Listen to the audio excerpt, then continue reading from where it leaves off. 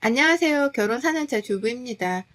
저는 지금의 남편과 둘 문제로는 전혀 싸운 문제가 없고 시댁, 특히 시어머니와의 관계 문제가 개입되면 싸움을 하는 부부입니다. 처음부터 제가 시어머니와 부딪히고, 아니, 부딪혔다기보다는 시어머니로부터 스트레스를 받은 것이 초반에 조금, 그리고 결혼하고 2년차가 지나가면서부터 점점 더 심해졌던 것 같습니다. 저는 초혼이지만 남편은 재혼으로 한 번의 아픔이 있는 상태로 저와 두 번째 만남으로 결혼을 한 케이스입니다. 시어머니는 시아버님과 평상시에 관계가 별로 좋지 않았고 불평불만이 많으신 편이며 열은 꽃같이 잘 삐지시는 편이고 질투도 많으신 편입니다. 그런데 저는 결혼 전에는 정말 강인하고 독립적인 여성인 줄만 알았습니다. 하지만 지내본 결과 아주 성격이 예민하고 또 본인 기준을 무조건 따라야 하며 남들이 하는 것에 있어서 질투가 많으신 분입니다. 제일 문제가 되는 건 저에 대한 질투가 많으신 것입니다. 질투. 제가 하는 건 무조건 다 따라하려고 하는 것이 문제가 되고 있습니다. 신혼초부터 이 질투에 대한 시초는 있었습니다. 신혼초에 시댁에 인사하러 갔을 때의 일입니다.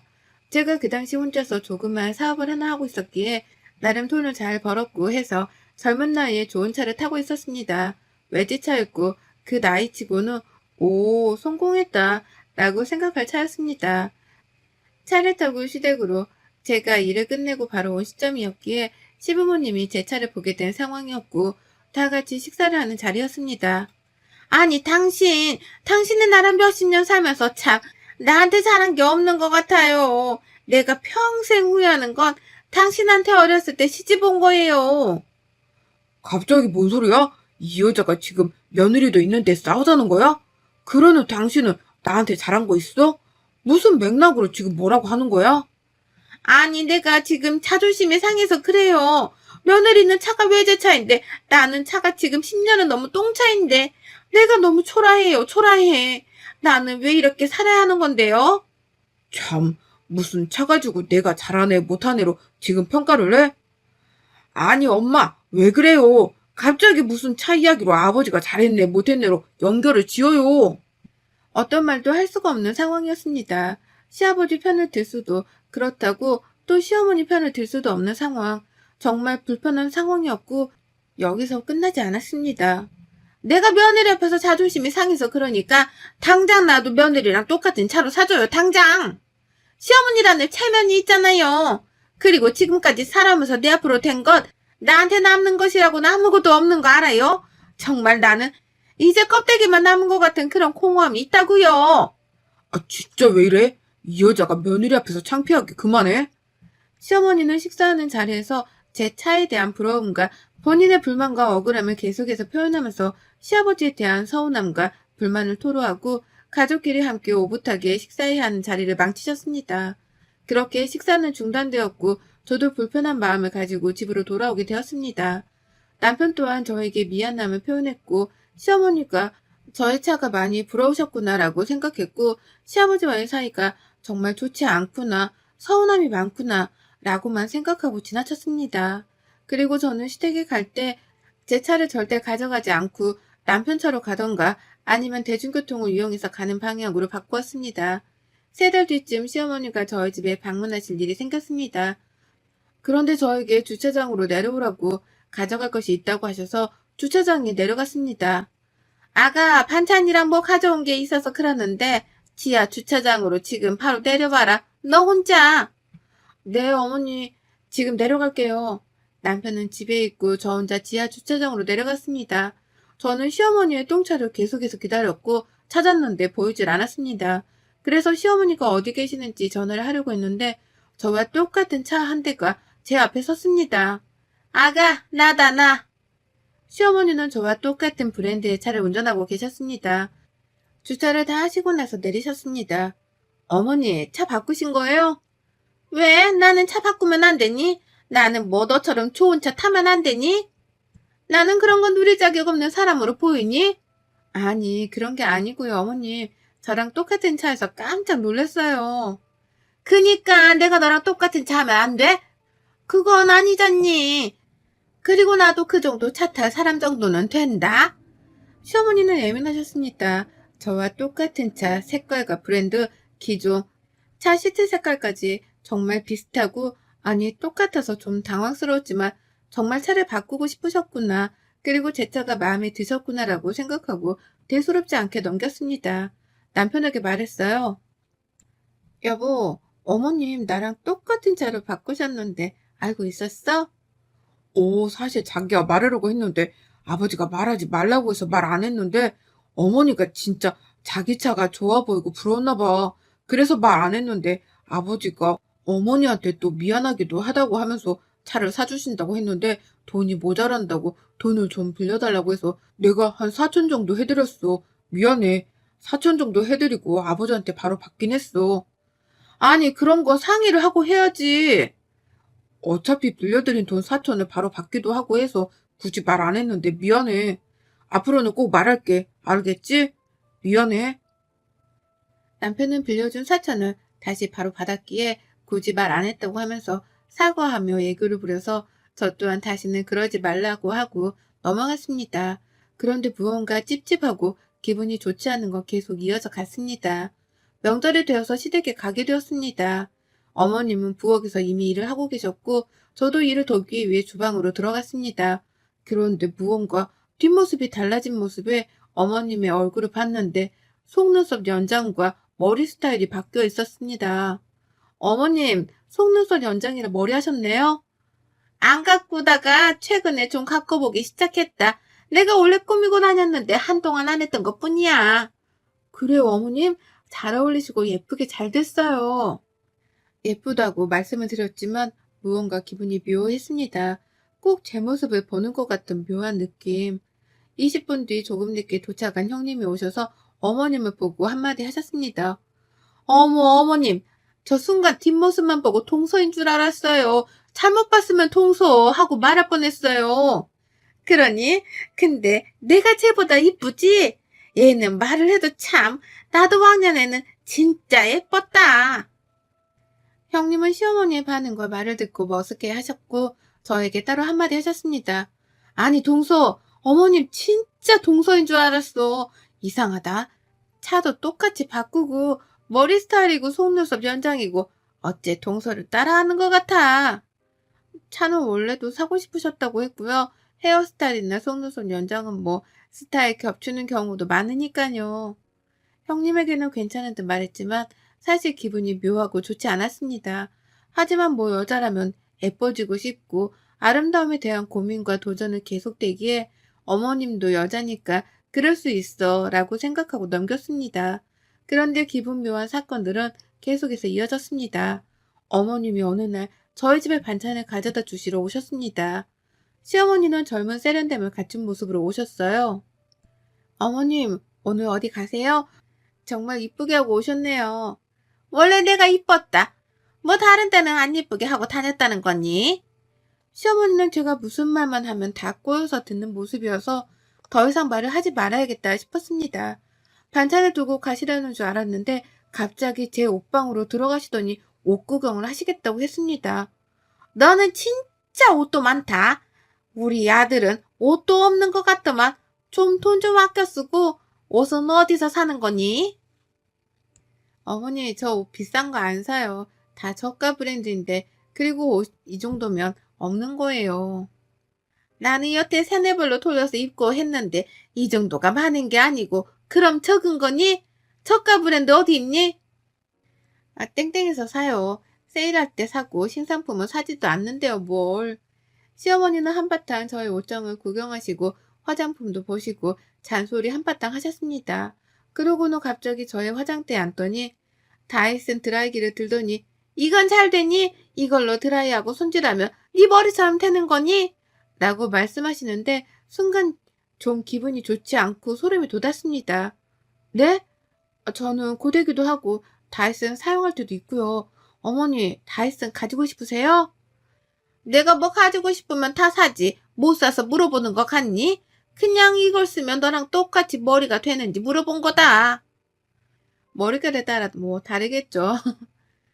시어머니는 한바탕 저의 옷장과 화장대를 관찰하시고는 다이슨 드라이기로 본인 머리 손질까지 하시면서 거울로 저를 곁눈질로 바라보시고 외모 케어를 하시다가 집으로 갔습니다.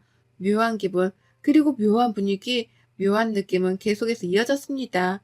기분이 좋지 않았고 무언가 저를 따라하는 것만 같은 느낌과 함께 저를 굉장히 질투한다라는 느낌이 들어서 이대로는 안 되겠다 싶었습니다. 그래서 어떻게 해야 할지 정말 많은 고민을 했습니다. 계속해서 이렇게 묘한 분위기와 질투를 하는 시어머니를 계속해서 받아낼 자신도 없고 긍정적으로 잘 풀어나가야겠다 싶었습니다. 시어머니께 어느 날 전화를 드리고 브런치 데이트를 하기로 약속했습니다. 어머님, 날씨도 좋고 한데 우리 브런치 카페 가서 식사도 하고 시간 좀 보내게 나오세요. 네가 웬일이니? 알았다. 그럼 이따가 거기서 보자. 꽤 핫하다는 장소로 어머님을 불렀고 만나기로 하고 즐거운 시간을 보내보기로 했습니다. 그런데 시어머니가 약속된 장소로 오셨을 때 깜짝 놀랐습니다. 저의 늙었을 때의 모습을 보는 것 같은 정말 똑같은 비주얼로 경악을 금치 못했습니다. 좋아하는 연예인이 있으면 따라하듯이 그리고 좋아하면 닮아가는 듯이 또 정말 닮고 싶은 사람이 있으면 따라하면서 도플갱어라는 말이 나오듯이 시어머니의 모습을 보는데 제 모습이 보였기 때문입니다. 그런데 좋은 의도로 닮음이 아닌 소름 돋을 그런 의도의 닮음이었습니다. 어머니 여기에요. 옷이랑 신발이랑 못 보던 건데 정말 신세대스럽네요. 저번에 너네 집 가서 네 옷장에서 본 옷들로 좀 골라봤는데 어떠니? 예쁘니? 네? 저랑 똑같은 옷을 일부러 사신 거예요? 왜요? 일부러 사다니. 원래 내 취향이다. 그동안 내가 입고 살았던 거지. 네가 나를 만나서 지금 내 취향을 무의식 중에 따라하게 된 거지. 지금 누가 누구를 따라했다고 보는 거니? 시어머니는 본인 취향이었던 것이고 본인이 양육하고 가정에 헌신하는 동안 입고 있었던 취향이라면서 시어머니가 저를 따라한 것이 아닌 제가 시어머니의 취향을 따라하고 있었다라고 말씀하셨습니다. 순간 시어머니가 안쓰러웠습니다. 처음에는 시어머니가 왜 저러는 건지 소름도 돋고 밉고 병적으로 보였습니다. 물론 지금도 안쓰럽다 보는 것이 마음의 상처와 마음의 병적인 시선으로 바라봐지고 있습니다. 같은 여자로서 아름다움에 대한 추구와 함께 관심을 꾸준히 가지고 표현하고 싶었는데 억눌린 채 살아간 것에 대한 억울함과 갈망이 온전히 느껴졌습니다. 어머니 지금도 충분히 아름다우세요. 이 자체로도 예뻐요. 지금 나 놀리는 거니? 무슨 소리를 하는 거니? 시어머니는 처음 칭찬과 아름답다라는 말을 듣는 사람처럼 부끄러워하시면서 눈맞춤을 피하셨습니다. 저와 똑같은 코스프레를 한 것 같은 모습을 한 시어머니와 함께 데이트를 행복하게 보내고 집으로 돌아오는 길에 알 수 없는 복합적인 감정으로 눈물이 흘렀습니다. 시어머니의 지금까지 행동이 이해가 갔습니다. 왜 내가 하는 것들, 그리고 내가 가진 것들에 질투를 느끼고 표현을 그렇게 했는지. 시어머니는 20대 초반에 시아버지와 혼전 임신으로 결혼하셨고 시댁살이와 함께 가지고 싶은 것, 그리고 20대 초 가장 예쁠 나이에 육아에 찌들어서 예쁜 꽃인 상태로 집안에만 계셨습니다. 그때 누리지 못한 것들에 대한 그리움과 억울함이 저에게 투영되었던 것 같습니다. 물론 그 감정들을 저에게 투영해서 푼다는 것, 건강하지 못한다는 것을 압니다. 하지만 건강하게 푸는 방법을 모르시기에 그렇게밖에 풀지 못하는 것이라는 것을 이해가 되는 저는 안쓰러움과 잘 해드려야겠다는 마음이 생겼습니다. 집에 와서 남편과 어머님은 남편을 양육할 때 어떠했는지 물었습니다. 우리 엄마는 뭐 내 기억에 항상 집에서 밥만 하고 청소, 우리 보살핌만 했던 걸로 기억이 나. 항상 그냥 질끈 하나로 묶은 머리와 검정 티에 검정 바지 예쁘게 꾸며본 적이 없고 손에 물 묻힐 때가 많아서 손도 거칠고. 근데 자기야 왜? 아니 갑자기 어머님이 너무 여자로서 안쓰러워서 20대 꽃다운 나이에 결혼을 해서 시댁살이에 독박육아까지 정말 힘들으셨을 것 같아. 그리고 20대 초부터 시작해서 30대 초반, 중반, 후반, 그리고 40대가 되어가면서 이제 꾸미고 싶을 때에는 이미 노화가 시작되었고 무심한 성격의 아버님 또한 다정다감하게 잘 챙겨주지도 못했으니 그 분노와 억울함, 서운함이 나에게 투영되었나 이런 생각이 들어서 안쓰럽고 마음이 아프더라고. 자기야, 우리 엄마가 그렇게 행동하는 게 미울만도 한데 너무 고마워. 자기는 진짜 천사야. 시어머니가 너무 안쓰럽고 잘 해드려야겠다는 생각에 립스틱도 사다 드리고 제가 옷 쇼핑을 하거나 화장품 쇼핑을 하면 꼭 하나씩 더 사서 어머님께 선물도 하고 나름의 마음을 표현하는 시간을 보냈습니다. 그러던 어느 날 남편의 카드 명세서가 두껍게 우편물에 온 날 왠지 뜯어보고 싶은 생각이 들었습니다. 저희 부부는 각자의 돈 관리를 하면서 공동 생활 관리비만 따로 모아서 경제 관리를 하고 있었기에 각자 개인의 카드 명세서나 우편물은 각자가 뜯어보고 관리했습니다. 그런데 유독 그날은 뜯어보고 싶은 마음이 생겨서 뜯어보았는데 카드 명세서의 내용과 납부해야 할 카드값을 보고 깜짝 놀랐습니다. 월 1,000만 원이 넘는 카드값과 카드 사용의 출처는 에스테틱과 가방, 옷, 화장품들의 구매였습니다. 그것도 다 여성용이었습니다. 저한테 선물한 적도 없었는데 이것들의 출처는 다 어느 곳인지 의심이 들기 시작했습니다. 나 몰래 지금 여자가 따로 생긴 건가? 손이 떨리고 당장 남편에게 묻고 싶었습니다. 퇴근 후 남편과 함께 식탁에 앉은 상황에서 카드 명세서를 남편에게 들이밀었습니다. 남편은 매우 당황한 모습이었어요. 아, 이게 자기야, 사실은 엄마한테 다 쓴 거야. 뭐? 어머님? 무슨 어머님한테 지금 1,000만 원이나 써? 아니, 당신도 우리 엄마 불쌍하다고 했잖아. 여자로서 꾸밈도 못하고 살고, 그래서 나도 엄마한테 좀 썼지. 그래도 이건 아니지. 정도라는 게 있고 기준이 있잖아. 그리고 어머님도 그래. 우리 형편 아시는데 무슨 1,000만 원씩이나 쓰셔? 그리고 아버님은 뭐 하시고. 이건 아니잖아. 당신이 꾸며주고 케어해줘야 할 사람은 어머님이 아니라 나야. 물론 어머님도 신경을 써야겠지만 이렇게 월 1,000만 원씩이나 아름다움을 위해서 투자해주는 게 와이프가 아니라 본인 엄마라는 건 좀 문제가 있지 않아? 자기도 우리 엄마 불쌍하다고 했잖아.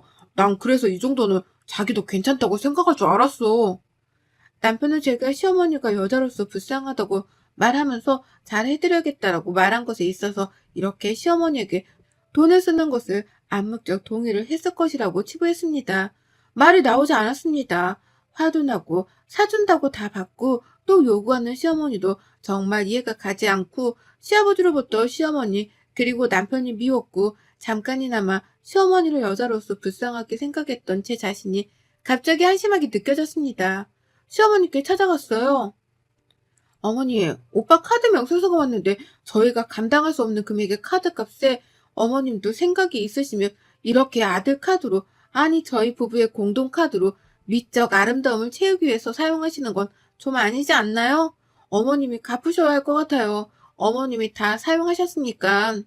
나 돈 없다. 그리고 내 아들이 어미를 위해 쓴 돈인데 뭐 잘못됐니?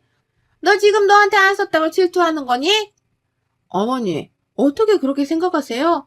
순간 시어머니와 대화를 하다가 시어머니의 방을 보게 되었습니다. 문 열린 틈으로 보이는 방에는 저와 똑같은 시계, 저와 똑같은 가방, 그리고 저와 똑같은 옷부터 속옷까지, 그리고 향수와 드라이기 등등 제가 사용하는 것이 모두 다 똑같았습니다.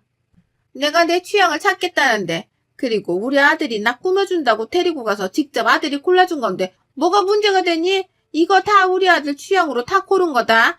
그래서 너랑 나랑 겹칠 수도 있고 너는 내가 너를 따라한다고 생각하는데 그거 큰 착각이다.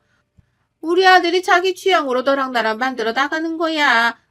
너 하나 모르는 게 있는데 우리 아들이 왜 이혼한지 아니? 아들 취향으로 만들다가 안 돼서 그리고 걔가 나랑 자꾸 똑같아지는 게 싫다면서 이혼한 거다. 너도 그전애랑 다를 게 없네. 그러고 보니 남편은 제가 두 번째 결혼인데 첫 번째 결혼의 실패에 대해서 이야기하진 않았지만 언뜻 저에게 예전 와이프와 닮았다는 둥, 저에게 선물할 때도 누군가에게 꼭 선물해 본 것처럼 금방금방 선물을 고르고 그 선물에 대한 포인트에 대해서 잘 알고 알려주었습니다. 정말 시어머니 말대로 저도 남편의 취향대로 맞추어주고 있었던 것인지 시어머니와 저를 똑같이 본인의 취향대로 만들어 놓고 만족감을 느끼는 사람이었는지 제가 알고 지내온 남자가 맞는지 혼란스럽습니다. 그래, 맞아. 내가 원하는 취향으로 꾸며주고 가꿔주는 게 뭐 잘못됐어? 여자라면 이렇게 꾸며줘야지. 여자라면 이래야지. 라는 틀로 내가 내 손으로 만들어 간 건데 뭐 불만이야? 그럼 너도 나랑 헤어지면 되겠네. 그동안 저는 남편의 인형놀이에 본인 입맛대로 꾸며주는 인형이 된 기분에 황당함과 분노가 치밀어 올랐고 또 한편으로는 이런 평적인 사람과의 관계를 정리할 수 있는 기회가 온 것에 감사했습니다. 누군가의 만족을 채우기 위한 삶이 아닌 온전히 저 스스로의 만족감을 느끼며 살아갈 수 있는 기회가 된 이혼이 저에겐 정말 감사한 결정이 되었습니다. 여러분의 생각은 댓글로 남겨주세요. 오늘도 시청해 주셔서 정말 감사합니다.